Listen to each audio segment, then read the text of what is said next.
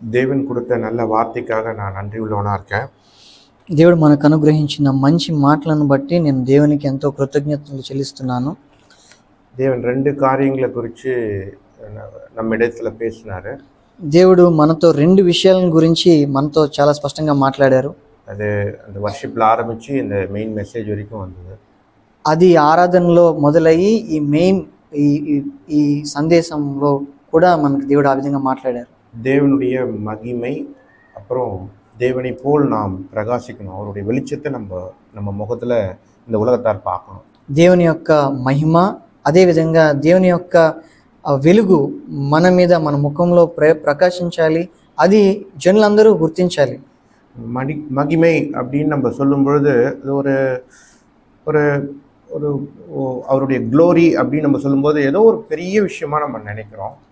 మహిమ అని మనం మాట్లాడినప్పుడు అదేదో గొప్ప విషయం అని మనం చూస్తాం. ஆனால் பழைய ஏற்பாட்டு காலத்தில் மோசே வந்து தேவனை நோக்கி நான் உங்கள் மகிமையை பார்க்கணும் அப்படின்ட்டு ஒரு இடத்துல இருக்கு.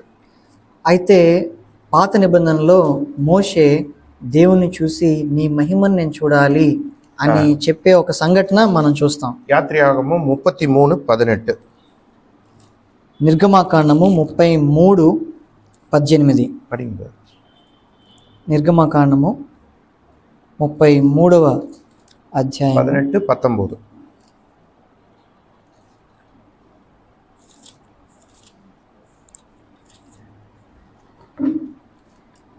అతడు దయచేసి నీ మహిమను నాకు చూపుమనగా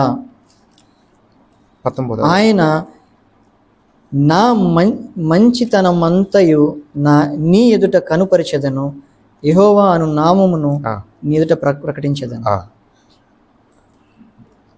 இங்க தமிழ் இதுல வந்து தயைன்னு போட்டிருக்கு, ஆனா இங்கிலீஷ்ல பாத்தீங்கன்னா குட்னஸ். తెలుగు మంచితనం, గుడ్నెస్. అయితే తమిళ్లో దయ అని ఉంది, అయితే ఇంగ్లీష్లోను తెలుగులోను మంచితనం అని ఉంది. మోసే కేటది ఉங்க గ్లోరీயை కాட்டுங்கன்னு. మోషే అడిగింది ఏంటంటే నీ మహిమను నాకు చూపించమని ఆయన మోషే అడిగాడు. ஆனா இங்க 2 விஷயத்தை காட்டுறாரு. தன்னுடைய குட்னஸ் அங்க காட்டுறாரு. అయితే ఇక్కడ 2 విషయాలు ఆయన చూపిస్తున్నాడు. తన మంచితనాన్ని ఆయన కనపరుస్తున్నాడు. அவருடைய பேரையும் சொல்றாரு, నామం அப்படின்றத சொல்றாரு. ఆయన నామాన్ని కూడా ఆయన ప్రకటిస్తానని చెప్పేసి అక్కడ మనం చూస్తున్నాం. நான் விசுவாசிக்கிறது என்னன்னா, నేను విశ్వసించేది ఏమిటనంటే அவருடைய மகிமை என்னன்னா, அவர் அவ்வளவு நன்மையை வச்சிருக்காரு. அதை தான் அவர் பார்த்திருக்காரு மோசே. ఆయన మహిమ ఏమిటి అని అంటే ఆయన అంత మంచితనాన్ని ఆయన కలిగి ఉన్నాడు. అదే మోషే చూశాడని నేను నమ్ముతున్నాను. அந்த நாமத்துக்கெல்லாம், அந்த மகிமைக்கெல்லாம் ஒரு பேர் கொடுக்கணும்னா அது அவருடைய நாமம் தான். அதுதான் ஜீசஸ். ఆ మంచితనం అంతటికి ఒక పేరు ఇవ్వాలి, ఆయన మహిమకి ఒక పేరు ఇవ్వాలి అని అంటే అదే యేసుక్రీస్తు ప్రభువారు. நான் நினைக்கிறேன் மோசஸ் வந்து முதல் டைமா ஜீசஸ்ன்ற பேர் அங்கதான் கேட்டிருப்பாருன்னு நான் நினைக்கிறேன். నేను అనుకుంటున్నాను మోషే మొట్టమొదటిసారి యేసుక్రీస్తు యొక్క పేరు ఆ చోట విని ఉంటాడని నేను అనుకుంటున్నాను. இங்க ஏசியா தீர்க்கதரிசி பாருங்களேன். ఏషియా దీర్ఘదర్శి, ప్రవక్త యెషయా రాసిన గ్రంథాన్ని మనం చూసినట్లయితే 6వ అధ్యాయము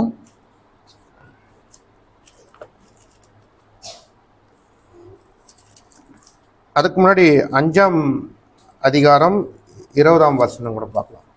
దానికంటే ముందు 5వ అధ్యాయము 20వ వచనం. 5:20. కీడు మేలనియు మేలు కీడనియు చెప్పుకొని చీకటి వెలుగనియు వెలుగు చీకటనియు ఎంచుకొను వారికి శ్రమ, చేదు తీపి అనియు తీపి చేదనియు ఎంచుకుని వారికి శ్రమ.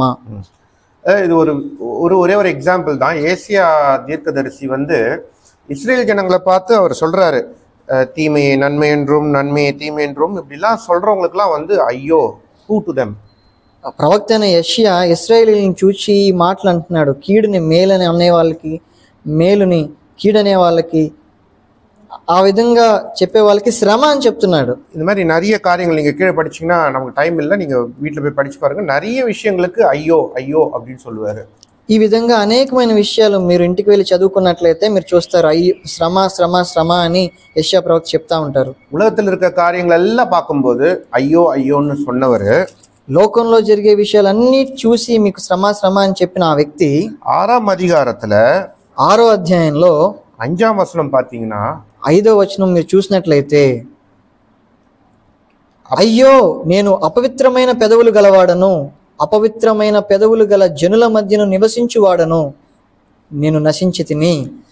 அவர் தேவனை அங்க பார்க்க ஆரம்பிக்கிறாரு. அவருடைய மகிமையை பார்க்கும்போது தான் எவ்வளோ மோசமானவன் அப்படின்றத பார்க்குறாரு. అక్కడ ఆయన దేవుని చూసినప్పుడు, దేవుని మహిమను ఆయన చూసినప్పుడు, నేనెంత ఘోరమైన పాపిననే సంగతిని యెషయా గుర్తించాడు. ஆம் பிரியமானவர்களே, நம்ம தேவனுடைய அந்த நன்மைகளை நம்ம பார்த்தோம்னா நம்ம எப்படி இருக்கோம் அப்படின்றது நம்மளுடைய ஒரு ஸ்கேன் ரிப்போர்ட் மாதிரி நம்ம தெரிஞ்சுக்கலாம். అవును ప్రియులారా, మనమైతే దేవుని యొక్క మంచితనం ఎంత గొప్పదో మనం చూసినట్లయితే మన పరిస్థితి ఎలాగుందో ఒక స్కాన్ రిపోర్ట్ చూసినట్లు మనం చూడగలుగుతాం. நிறைய நினைக்கிறோம், நம்ம மங்கி எறிகிற திரி அப்படின்னு நம்ம சொல்றோம். మకమకలు ఆడుచున్న ఆ అవిసర నార అని పోలి మనం ఉన్నామని మనం అనుకుంటున్నాం. இதை கூட நம்ம மங்கி எறிகிற திரி தான், நம்ம வெளிச்சமா இருக்கணும் அப்படின்ற நம்ம நிலைமையை நம்ம அறியறதுக்கு கூட தேவனுடைய நம்ம மகிமையை நம்ம பார்க்கணும். அவர் எவ்வளவு வெளிச்சமா இருக்காரு அப்படின்றத நம்ம பார்க்கணும். మనం అలా ఆరిపోచున్న దీపంలా నేను ఉన్నానని చూడడానికి కూడా ఆయన మహిమ మనకి అవసరమై ఉంది. ఆయన మహిమ ఎంత గొప్పదో మనం తెలుసుకోవాల్సి ఉంది. அப்படிப்பட்ட தேவன் நம்ம கிட்ட என்ன எதிர்பார்க்கிறாருன்னா, என்ன போல என் பையன் இருக்கணும்ன்றதை எதிர்பார்க்கிறாரு. అటువంటి దేవుడు మన ఎదుటి నుంచి ఏమి ఆశిస్తున్నాడు అని అంటే, నాకులా నా కుమారుడు నా కుమార్తె ఉండాలని ఆయన ఆశిస్తున్నాడు. நம்ம ரட்சிக்கப்பட்டதுக்கு அப்புறம் நம்ம தேவனை நம்ம பெற்றுக்கொண்டிருக்கிறோம். మనం రక్షించబడిన తర్వాత మనం క్రీస్తుని పొందుకొని ఉన్నాము. அநேக காரியங்கள்ல வீட்டுல நடக்கிற காரியங்களாகட்டும், முதல் வீட்டுல தான் நடக்கும். அந்த காரியங்கள் எல்லாம் நம்ம இயேசுவை பிரதிபலிக்கிறவங்களா இருக்கிறோமா?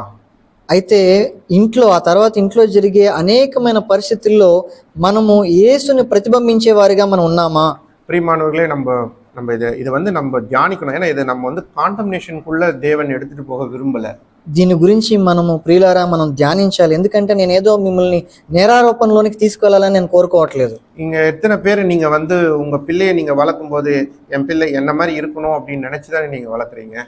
మీరులో ఎంతమంది మీ పిల్లల్ని మీరు పెంచేటప్పుడు నా పిల్లోడు నాకులాగే ఉండాలని మీరు ఎంతమంది కోరుకుంటున్నారు? என் சாயலா இருக்கணும் தானே நம்ம வளர்க்குறோம். నా పోలికలో ఉండాలని మీరు కోరుకుంటున్నారా? நான் நினைக்கிறேன் இந்த மெசேஜ் கூட தேவனுடைய அங்கலாய்ப்பு என்னன்னா, நம்ம அவர் போல நன்மையா இருக்கணும் அப்படின்றது தான் அவருடைய ஆதங்கமா இருக்கு. பிரியமான మరి ఈ సందేశం ద్వారా దేవుని యొక్క అంగలార్పు ఏమిటి అని అంటే, మనము ఆయన్ను పోలి ఉండాలనేదే ఆయన యొక్క కోరిక, ఆయన ఆశ, ఆయన అంగలార్పు. அப்படிப்பட்ட அந்த முகத்தை நம்ம அந்த மங்கிரீர திரியா இல்லாம அந்த வெளிச்சத்தை நம்ம வெளியில இருக்கிறவங்க எல்லாம் பார்க்கும் பொழுது நம்ம எதுவும் பெருசா பிரசங்கம்லாம் பண்ண தேவையில்ல. அந்த மகிமை, அந்த நன்மையை அவங்க பார்க்கும் பொழுதே அவங்களாவே இவங்க உண்மையான தேவனை தான் தொழுது கொள்றாங்கன்றதுக்கு தெரிந்து கொள்வாங்க. కాబట్టి మనం ఆరిపోతున్న దీపంగా ఉండే ఆ స్థితి నుంచి మనం వెలుగుగా మనం మారినప్పుడు, మన మంచితనము, దేవుని యొక్క మహిమను మన ఇతరులు చూడగలుగుతున్నప్పుడు వాళ్ళే వచ్చి నిజంగా ఈ వ్యక్తి దేవుని కొరకు జీవిస్తున్నాడని వారు చెప్పగలుగుతారు. நாங்கள் காரில் வரும்போது நாங்கள் மைக்கேல் பிரதர் எல்லாம் பேசிட்டு வந்தோம். మేము కారులో వస్తున్నప్పుడు మేము ముగ్గురు మాట్లాడుకుంటూ ఉన్నాము. அப்போ ஒரு சகோதரர் ஒரு மூத்த சகோதரனுடைய பையன் ஏதோ ஒரு ஆக்சிடென்ட் ஏதோ பண்ணிட்டாரு. ఒక సహోదరుడు ఏం చెప్పాడనంటే, ఒక సంఘ పెద్ద, ఆ పెద్ద యొక్క కుమారుడు ఒక చోట యాక్సిడెంట్ చేశాడు. அப்போ அந்த மூத்த சகோதரர் அந்த பையனை யாரும் எதுவும் தப்பா சொல்லாதீங்க, நம்ம அதுக்கு தகுந்த ஃபைனு, அந்த ஆக்சிடென்ட் பண்ணது இல்லை ஃபைன் எல்லாம் அவரே கட்டி அந்த இருக்கிற எல்லா ப்ராப்ளத்தையும் ரிசால்வ் பண்ணி கொண்டு வர்றாரு. ஒரு வார்த்தை கூட ஏன்டா இப்படி பண்ண, ஏன் இப்படி பண்ண, ஒழுங்கா பண்ணியிருக்கலாம், நான் எத்தனை வாட்டி சொல்லியிருக்கேன், இந்த மாதிரிலாம் ஒரு வார்த்தை கூட சொல்லலை. అయితే ఆ యాక్సిడెంట్ చేసిన తన బిడ్డ నిమిత్తము ఆ సంఘ పెద్ద ఏం చేశారని అంటే, అతను ఎందుకురా నువ్వు ఇలా చేసావు అని తిట్టలేదు, ఆయన్ని కోప్పడలేదు, ఏమీ చేయలేదు. ఎవరిని కూడా మీరు, నా బిడ్డని ఎవ్వరు మీరు తిట్టొద్దు, మీరు దూషించొద్దు అని చెప్పి ఆయన దానికి ఎంత ఖర్చు అవుతుందో ఆ ఖర్చులన్నీ భరించారు. ఆయన చేసిన యాక్సిడెంట్కి ఆయన భారం అంతా భరించాడు. ఆయన அந்த மூப்பர் యేసు క్రీస్తు அங்க பிரதிபலிச்சிருக்காரு. ఆ పరిస్థితిలో ఆ సంఘ పెద్ద ఏం చేశారని అంటే, యేసుక్రీస్తుని ఆయన బయలుపరిచారు. அந்த பையன் அன்னைக்கு ரட்சிக்கப்பட்டிருக்கான். ఆ రోజు ఆ బిడ్డ రక్షణలోకి నడిపించబడ్డాడు. பிரியமானவர்களே, நம்ம தேவனுடைய மகிமையோ அவர் வெளிச்சத்தையோ நம்ம காணணும் அப்படின்னு நம்ம நினைச்சோம்னா நம்ம வந்து அவருடைய அந்த அந்த உன்னதமானவர்களே நம்ம பார்க்கணும். நம்ம தேவன் இடத்துல கேட்கணும், ஆண்டவரே நீங்க எவ்வளோ நன்மையான, மோசேஸ் கேட்டது போல நம்ம கேட்கணும். కాబట్టి నిజంగా ఆయన మహిమ వల్ల మనం కూడా ఆయన మహిమను మనం బయలుపరచాలంటే నిజంగా మనం అడగాలి. మోషే ఏ విధంగా దేవుని యొక్క మహిమను ఆయన బయలుపరిచాడు. இப்போ நீங்கள் இந்த 6 காரியத்தை நீங்கள் எடுத்து பார்த்தீங்கன்னா அது இயேசு கிறிஸ்துக்கு அப்படியே பொருந்தும். మనం విన్న 6 విషయాల్ని మీరు గమనించినట్లయితే అవన్నీ కూడా యేసుక్రీస్తు జీవితంలో సరైనవి. మనం పోల్చి చూస్తే యేసుక్రీస్తు కలిగి ఉన్నవి. அவர் முறுமுறுக்கல, அவர் கம்ப்ளைண்ட்லாம் எதுவுமே பண்ணல. அவருடைய ఆయన జీవితం அந்த 6 பாயிண்ட்ல நீங்க அதை எல்லாத்தையும் பாருங்களேன். நம்ம அது இயேசு கிறிஸ்துவோட அந்த நன்மையானதை அப்படியே நம்ம பார்க்கக்கூடியதா இருக்கும். యేసుక్రీస్తు యొక్క మంచితనాన్ని మనం అదే విధంగా మనం చూడొచ్చు. ఆయన సనువులు, గుణువులు, ఫిర్యాదులు ఏమీ చేయలేదు ఈ 6 విషయాల్లో కూడా. எந்த காலத்திலயும் அவர் கை நீட்டல, விரல்ல நீட்டல, நிபச்சொல் பேசல. ఏ కాలంలో కూడా ఆయన ఎప్పుడు కూడా వేలెత్తి ఇంకొకరిని చూపించి వాళ్ళని నిందించలేదు. எந்த சூழ்நிலையில, ஒரு உதாரணமா சொல்லணும்னா பேதுரு 3 தடவை மறுதளிக்கும் போது அவரை பார்த்தாரு. அதை எப்படி பார்த்தாருன்னா, விடு பரவாயில்ல அப்படின்னு தான் நான் நினைக்கிறேன், விடு பரவாயில்ல அப்படின்ற மாதிரி தான் பார்த்துருப்பாரு. ఎంతగా ఆయన వేలు చూపించకుండా ఉన్నాడంటే పేతురు ఒకానొక స్థితిలో 3 సార్లు యేసుక్రీస్తుని తిరస్కరించినప్పటికీ కూడా ఆయన యేసుక్రీస్తు ప్రభు వారు పేతురుని చూసినప్పుడు వదిలే, దీని గురించి నువ్వు బాధపడకు అనేలా చూశాడు తప్పితే నువ్వు ఇలా చేసావు అని చెప్పి ఒక నింద మోపేలాగా ఆయన చూడలేదు. அந்த பார்வை வந்து எத்தனை வாட்டி சொன்னேன் பாரு, 3 தடவை மதிச்சிட்டேன், எவ்வளோ சொன்ன ப்ரே பண்ணுன்னு, அப்படி அந்த மாதிரி பார்வையே கிடையாது. அதனால தான் அவன் உடஞ்சி அழுதான். అయితే యేసుక్రీస్తు చూపు ఎన్నిసార్లు నీకు చెప్పాను అని ఆ విధంగా ఆయన ఎప్పుడు చూడలేదు. అందుకనే పేతురు విరగొట్టబడ్డాడు. அங்க எதனா பேசினாரா இயேசு கிறிஸ்து? ஒரே ஒரு பார்வை தான் உடஞ்சான். అక్కడ ఏదైనా యేసుక్రీస్తు వారు మాట్లాడారా? లేనే లేదు. ఒకే ఒక్క చూపు పేతురు విరగొట్టబడ్డాడు. இந்த வெளிச்சத்தை தான் நம்ம பெற்றுக்கொள்ளணும். ఈ ఒక్క వెలుగునే మనం కలిగి ఉండాలి. இதை பார்க்க தேவனுடைய அந்த மகிமை நம்ம முகத்துல வரும். பிரியமானவர்களே, దీన్ని మనం చూస్తూ ఉండగా దేవుని యొక్క ఆ మహిమ అనేది మన ముఖాలపై. 6 காரியங்களை வீட்டுல போய் தியானிங்க. நமக்கு நல்ல தேவன் வெளிச்சம் தருவார். நம்ம இதுவாக மாறணும் அப்படின்றத நம்ம வந்து தேவனிடத்துல நம்ம వేండిక్ కొల్వం. మనం ఈ 6 విషయాలు మీరు ఇంటికి వెళ్ళి మీరు ధ్యానించండి. మనం దేవుణ్ణి అడగాలి, దేవుని వేడుకోవాలి, ప్రభువా నీ యొక్క మహిమ మా ముఖాలపై ప్రకాశించాలని. இந்த மெசேஜும் நான் கேட்டேன். நான் அப்போ வந்து ஒரே ஒரு சின்ன ரத்ன சுருக்கமா ஒன்று சொன்னார் సునీల్ పూనన్ அவர். ఈ సందేశం అనేది నేను కూడా విన్నాను. అక్కడ చిన్న విషయం సునీల్ బ్రదరు చాలా చురుగ్గా ఆయన చెప్పిన విషయం ఏంటంటే, இருட்டு இருக்கு, நம்ம இருட்டுல இருந்து நம்ம எப்படியாவது வெளியில வந்துடணும் அப்படிலாம் நீங்க யோசிக்காதீங்க. చీకటి ఉంది, చీకటిలో నుంచి ఎలాగైనా బయటపడాలని, మీరు చీకటితో పోరాడాలని ఆయన మీరు అనుకోవద్దని. పోరాడ தேவையில்ல, நீங்க லைட் ஆன் பண்ணி விட்டீங்கன்னா இருட்டு தன்னால போயிடும் அப்படின்றாரு அவர். మీరు చీకటితో పోరాడకూడదు. మీరు వెలుగుని మీరు లైట్ ఆన్ చేశారు అని అంటే చీకటి దాని అంతటా అదే పోతుంది. పరిశుద్ధ ఆవియానவர் ఇది உங்களுக்கு வெளிப்படுத்துவார் நான் విశ్వాసిக்கிறேன். పరిశుద్ధాత్మ దేవుడు దీన్ని మీకు బయలుపరుస్తాడని నేను విశ్వసిస్తున్నాను. దేవుని கொடுத்த நல்ல வார்த்தைக்காக நன்றி உள்ளவனா. దేవుడు ఇచ్చిన మంచి వాక్యాన్ని బట్టి నేను కృతజ్ఞతలు చెల్లిస్తున్నాను.